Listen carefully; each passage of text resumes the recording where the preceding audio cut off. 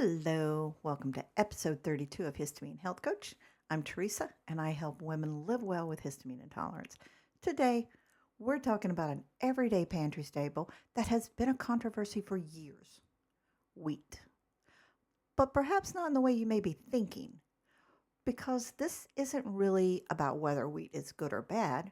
It's about what happens when something in your body feels off and you're not quite sure why. Because if you're living with histamine intolerance, you've probably been here.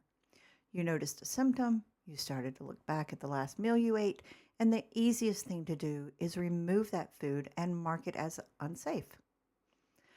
But that doesn't always give you the clarity you're looking for, and sometimes it creates even more confusion. Before we officially dive in, let me start here. What are your thoughts on wheat? Some women avoid it at all costs, and some eat it without a second thought. Somewhere in the middle are women trying to figure out, is this affecting me or not? Email me at teresa@histaminehealthcoach.com and let me know your thoughts. So I try to be all about transparency. Over the last few months or weeks, no, months. Yeah, let's go with months. I started noticing a few things. I was getting a few headaches and having a couple of unexpected aches and pains. Nothing extreme, but enough to get my attention. When I was trying to figure out what had changed, I had a light bulb moment and realized I had recently been eating a lot of wheat. I enjoy baking bread at home and appreciate that I can control the ingredients that are going into it. But I was also buying bread at the store for sandwiches. My husband is working from home now, and sandwiches have crept back into our diet. I've also had a few pastries here and there, and although I usually only buy brown rice pasta, I found myself buying wheat pasta. Haven't cooked it yet because something inside me is like, is this really something I want? Because it just feels like a hole I may not be able to get out of. So in the meantime, it's still in the pantry, staring me down. My solution, though, instead of cutting wheat out completely, I've just pulled back. Not extreme or too restrictive, because that doesn't work for me. Just enough to create a little space, and because I know I don't need to have avocado toast more than once or twice a week. After a few days, you guessed it, my symptoms have started to settle. And the part I found really interesting, when I met with my therapist and started sharing that I was experimenting with reducing wheat, she said, well, this is the calmest I've ever seen you, so whatever you're doing, keep it up. So, was wheat causing my symptoms? That's the question, right? Was it the wheat, or was it something else? Because here's where histamine intolerance makes things a little more complicated. Wheat, in and of itself, isn't typically considered a high histamine food. So why would removing it make a difference? Well, because histamine intolerance is tricky. And just because a food isn't high in histamine doesn't mean it won't affect how full your bucket fills.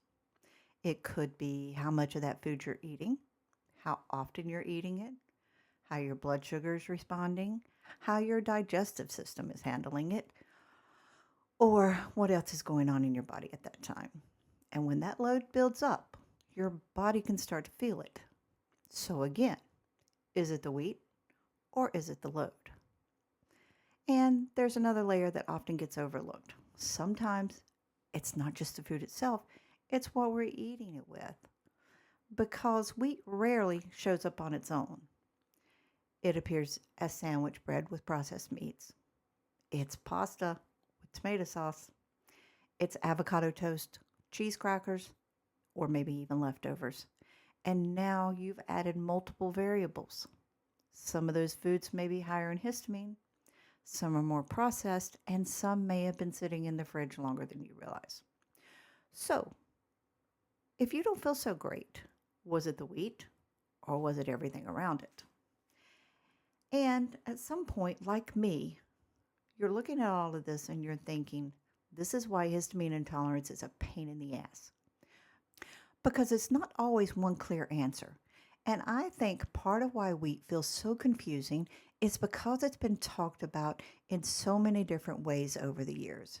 It's one of the few foods that has been vilified for so long.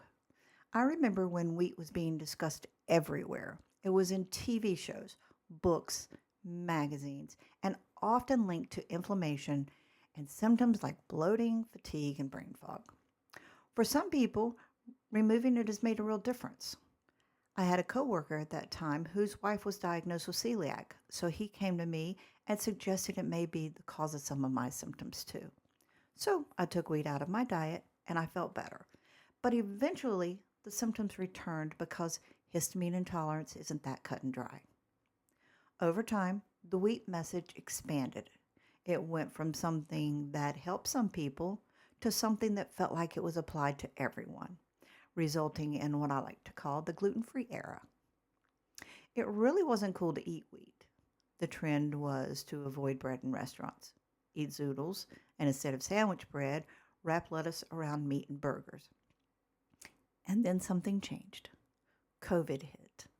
And during that time, people started baking bread again. Flour disappeared from the shelves right along with toilet paper and paper towels.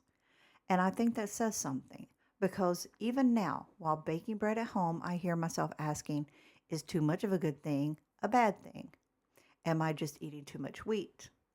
And that's a different question than is wheat bad? Because I've also had experiences where I've eaten wheat, like when I've traveled and had no issues at all. No GI symptoms, no headaches, no brain fog, nothing. And that makes you wonder, is it the wheat? Or is it the pace, the environment, the stress level, the freshness of the food, or everything surrounding the experience? There are also differences in how wheat is grown and processed in different places. Things like the type of wheat, how it's milled, how it's treated, and yes, some people look at things like glyphosate as part of the conversation. But again, that's just one piece, not the whole story. But nutritionally, are we missing something by giving up wheat? And I think that part gets lost. Wheat isn't inherently bad. It can provide energy, it can be satisfying, and it can be part of meals that feel grounding, comforting, and traditional. But that doesn't mean everyone should eat wheat. It also doesn't mean it needs to be removed automatically. I've never fully understood removing an entire food group without really knowing why. So when it comes to histamine intolerance, the question isn't just, is this food high histamine? It's how does this food affect my overall load right now? Because sometimes it's not the food itself. It's the amount, the frequency, the combination, and what your body is already dealing with. And this is where food, mood, and symptom tracking can actually be helpful. Not in an obsessive way, of course, but in a way that helps you see patterns. Because sometimes the pattern isn't just, I ate wheat and I reacted. It's, oh, I ate wheat in this specific context and I don't feel so great. And that's a very different conversation. Because if you misinterpret what your body is telling you, you can end up removing more and more foods without actually solving the problem. And that's where things start to feel really restrictive. So, if you've been questioning wheat, or any other food for that matter, you don't have to jump straight to elimination. You can step back, create a little space, and notice what changes without turning it into a rule. Because living well with histamine intolerance isn't about rules or labeling foods as safe or unsafe. It's about understanding your body well enough that you don't have to rely on trends or fear or a TV doctor to make decisions. If you want to know more about living well with histamine intolerance or my low histamine diet starter plan, visit my website at histaminehealthcoach.com. Links to both are on the homepage. You can also email me at teresa@histaminehealthcoach.com with the word connect, and I'll personally respond. Until next time, stay curious, stay kind to yourself, and keep listening to your body. Have a great day, everyone.